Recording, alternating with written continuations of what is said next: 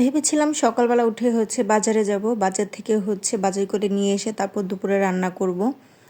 তো সে আমাকে না বলে সকাল সকাল বাজারে চলে গেছে, সেটা আমি জানতাম না। তাও আবার নাস্তা আনার কথা বলে।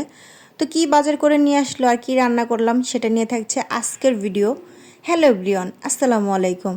কেমন আছো তোমরা সবাই? আশা করছি সবাই ভালো আছো। আমি আলহামদুলিল্লাহ অনেক বেশি ভালো আছি। আজকে ঘুম থেকে উঠতে উঠতে অনেকটা বেশি দেরি হয়ে গেছে, তাই সকালে নাস্তাটা বাসা বানাতে পারিনি। তোমাদের ভাইয়াকে বলছি যে যাও একটু নাস্তা নিয়ে আসো, খাওয়া দাওয়া করে তারপর আমরা বের হব। তো কি করছে, নাস্তা আনতে চলে গেছে, কিন্তু নাস্তা আনতে যে নাস্তার দোকানে নাকি অনেক ভিড়, তাই সে বাজারে চলে গেছে। সে বাজার করে নিয়ে আসছে কি গাইস জানো?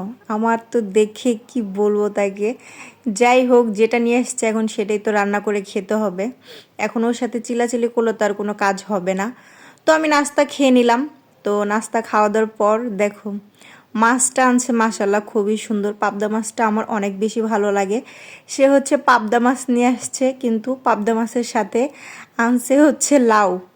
ভাই আমি এটাই বুঝি না, লাউ দিয়ে পাবদা মাছ কে সকালবেলা আপনাদের ভাইয়া তো আমার মন মেজাজের 12টা বাজিয়ে দিছে, তার সাথে সাথে শুরু হয়ে গেল বৃষ্টি।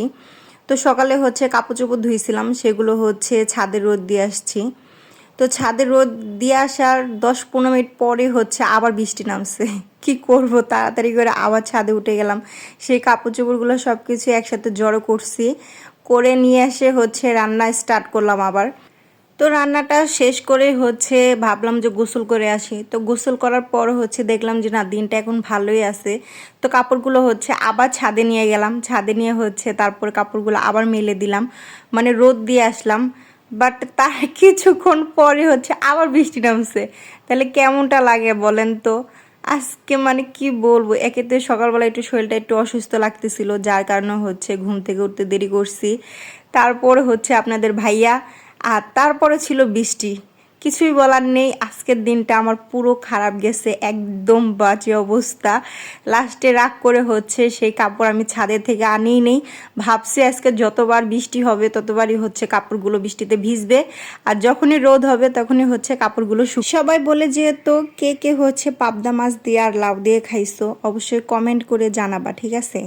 আর আমার ভিডিওটি যদি তোমরা ইউটিউব চ্যানেল থেকে দেখে থাকো তাহলে অবশ্যই আমার চ্যানেলটা সাবস্ক্রাইব করে দিবা, আর আমার ভিডিওতে লাইক কমেন্ট শেয়ার করবা। যদি ফেসবুক পেজ থেকে দেখে থাকো তাহলে আমার পেজটা ফলো করে দেবা, আর আমার ভিডিওতে লাইক কমেন্ট শেয়ার করবা। তো সবাইকে থ্যাংক ইউ, অনেক অনেক অনেক ধন্যবাদ।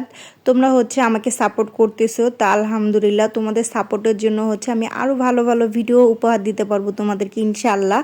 তো আমার ভিডিওটি কেমন হয়েছে অবশ্যই সবাই কমেন্ট করে জানাবা।